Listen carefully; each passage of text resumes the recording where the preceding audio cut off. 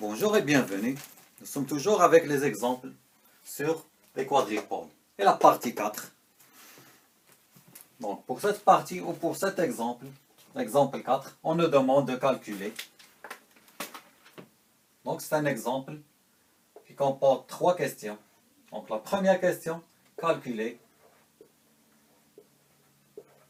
les paramètres de transmission.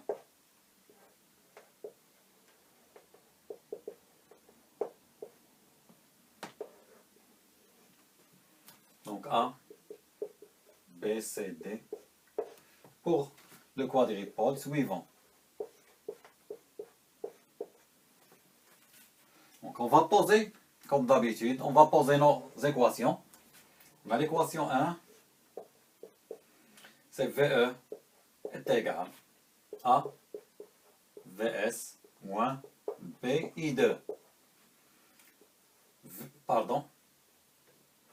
I1, maintenant c'est l'entrée V1, VE et I1 en fonction de VS et I2. C'est VS moins D, I2. On peut l'écrire ici sous forme matricielle V1, I1 égale A, B, C, D multiplié par VS moins I2. Donc, VS moins I2. Donc, comme d'habitude, A pour I2 est égal à 0. A est égal à VE sur VS. Donc, on annule I2. C'est égal à 0. On aura A est égal à VE sur VS. D'après l'équation 1. L'équation 2, pour I2 est égal à 0, on a C est égal à I1 sur VS. Donc, pour I2 est égal à 0, on aura le circuit équivalent suivant.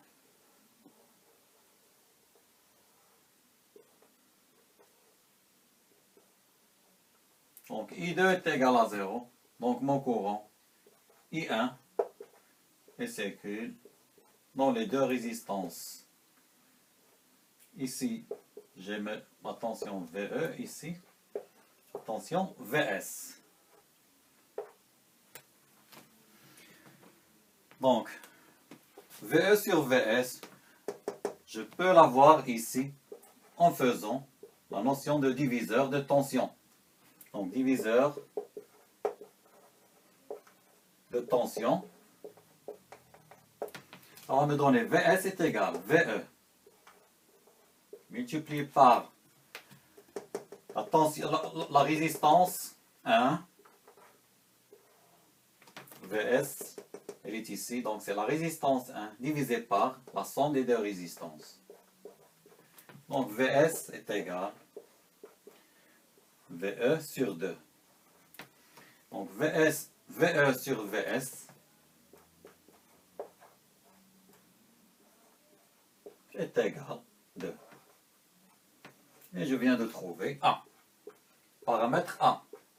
Paramètre de transmission A. Pour C, on a dit c'est I1 sur VS. I1 sur VS. Donc j'applique directement la loi d'Ohm. Donc la loi d'Ohm.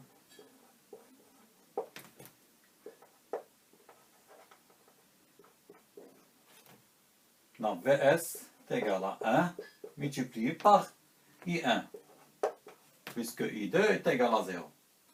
Le courant ici, c'est I1. Donc, C est égal à I1 sur VS est égal à 1. Et je viens de trouver le paramètre de transmission. Ici, pardon, c'est 2. Donc, A, le paramètre A est égal à 2. Le paramètre C est égal à 1. C. Il me reste de calculer B et D. Pour cela, Pour calculer B et D, il faut annuler VS. Donc, éliminer VS des deux équations, ça va donner B et D. Donc, on a dit que pour trouver B et D, on va annuler VS. Donc, pour VS est égal à 0, donc B est égal à moins VE sur I2, et D est égal à moins I1 sur I2. Donc, pour VS est nul, j'aurai le circuit équivalent suivant.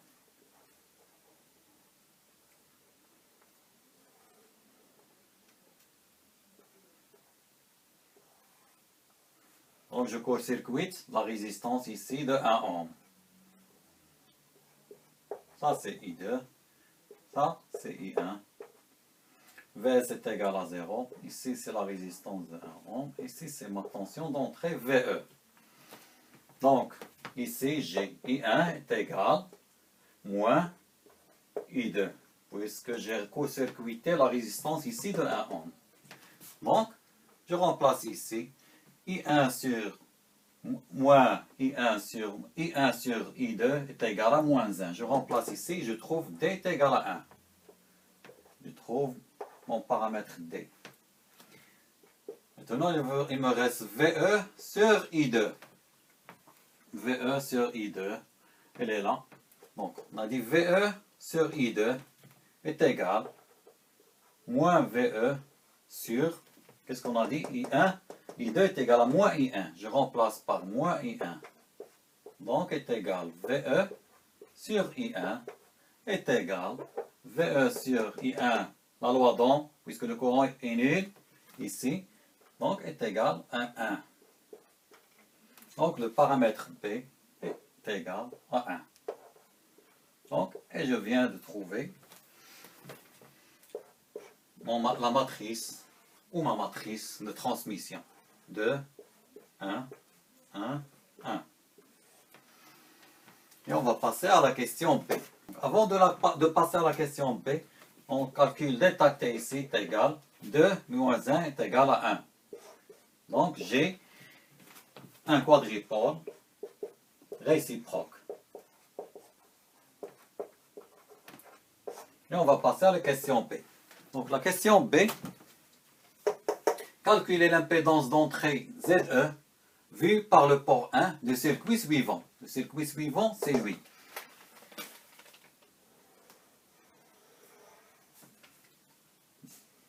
On est toujours sur le même exemple, l'exemple 4. On a commencé par le circuit suivant. On a calculé la matrice de transmission ou les paramètres de transmission du quadripôle suivant. Et on va prendre la même matrice ici.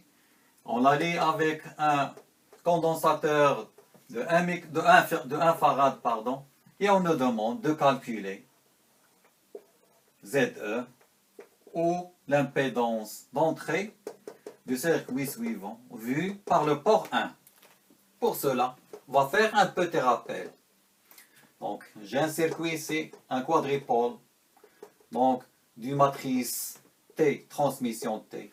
J'ai ici ma sortie VS I2, ZS, et ici mon impédance, l'impédance ZE vue par le port 1. Donc, j'écris mes équations. 1, 2.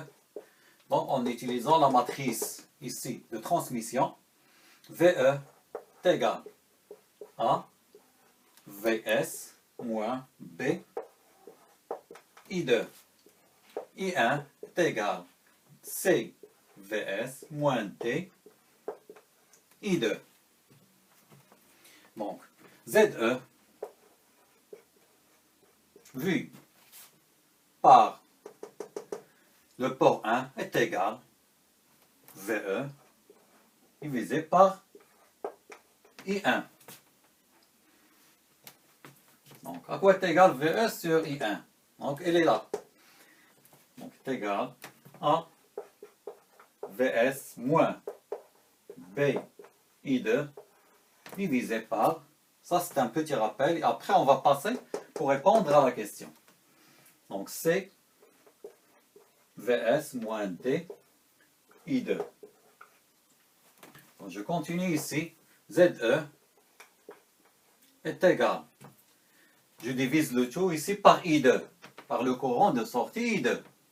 Il est ici. Donc, on donne A, VS sur I2, moins B,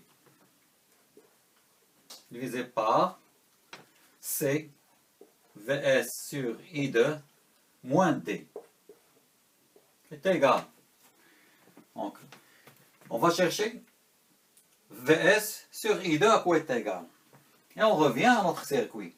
VS divisé par I2. Donc on est à la sortie ici. ZS. VS divisé par I2 est égal. Si vous remarquez, c'est moins ZS. Ou, avant de passer, c'est la loi d'Ohm, c'est moins ZS fois I2.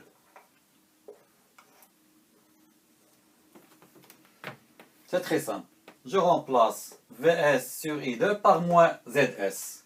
Donc ça va en donner moins A multiplié par ZS moins B divisé par moins C ZS moins D. Je simplifie ici, je multiplie le tout par moins 1. Ça va donner A ZS plus B divisé par C ZS plus D.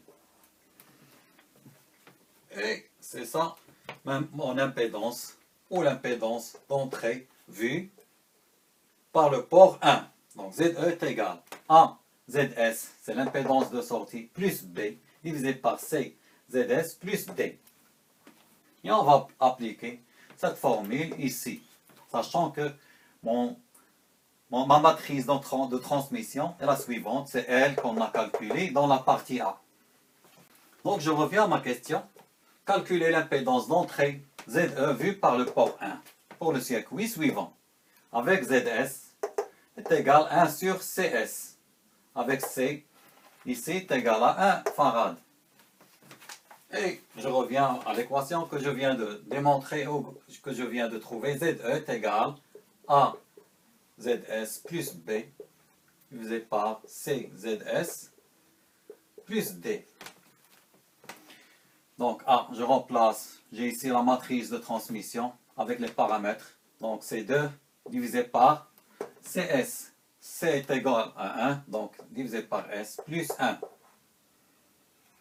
B est égal à 1. C est égal à 1, donc 1 sur S plus 1. ZE est égal, donc 2, donc c'est S plus 2 divisé par S plus 1. Et je viens de trouver l'impédance ZE vue par le port 1. Et on va passer à la question C. Ici, nous sommes avec la question C. Calculer la fonction de transfert H pour le circuit, c'est VS sur VE. VS divisé par VE pour le circuit suivant. Donc mon circuit, elle est là.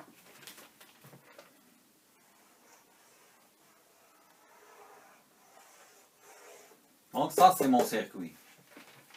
Donc qu'est-ce que vous remarquez? On a passé dans la question 1, dans la question A, on a trouvé la matrice de transmission T qui est égale de 1, 1, 1. Elle est là. Puis, la question B, calculer ZE vu par l'entrée du circuit suivant. Donc mon circuit, dans la question B, elle est là. C'est lui qu'on a posé ici. Donc, on a le circuit final dans la question C. Et on nous demande de calculer la fonction de transfert. Donc, pour cela, on va remplacer cette partie qu'on vient de trouver dans la question P. C'est ZE par ZE qui est égal à S plus 2 divisé par S plus 1. On va aller chercher notre fonction de transfert. Donc, le circuit, il devient C'est très simple.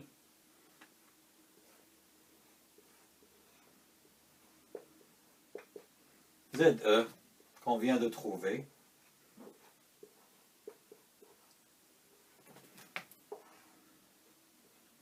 Mon condensateur de 1 farad, résistance de 1 ohm, ici VS, ici VE.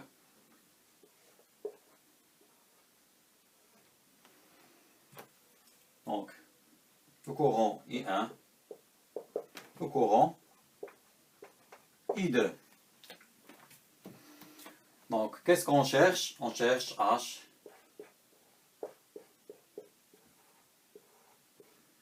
VE est égal à VS, pardon. C'est la sortie, c'est la fonction de transfert, c'est la sortie divisée par l'entrée.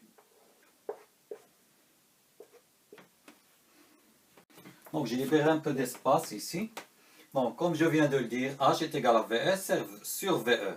On va directement appliquer la loi de diviseur de tension.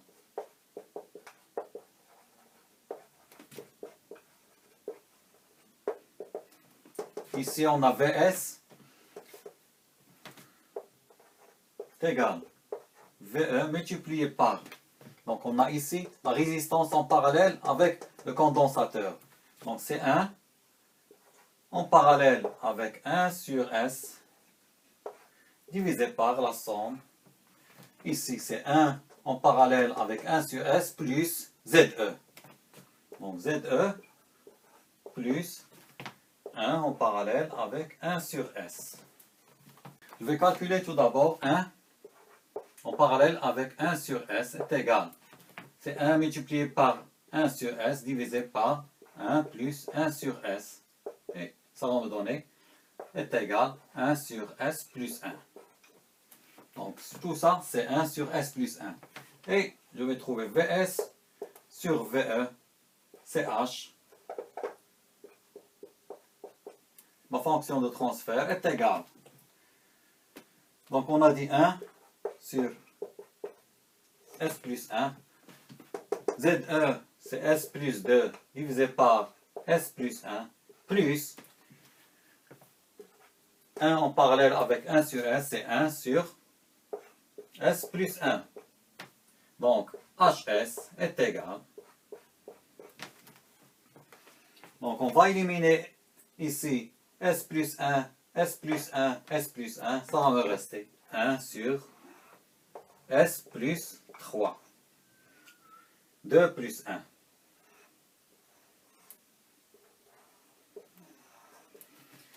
Et ma fonction de transfert H, S est égal à 1 divisé par S plus 3.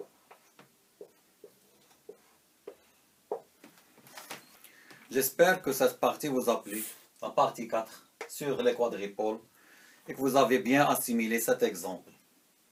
Je vous remercie pour votre suivi et je vous donne rendez-vous, Inch'Allah, pour la partie 5, pour un exemple très intéressant. Je vais laisser les liens pour les autres parties en bas dans la description. Et n'oubliez pas de vous abonner en cliquant sur le bouton en bas. Merci.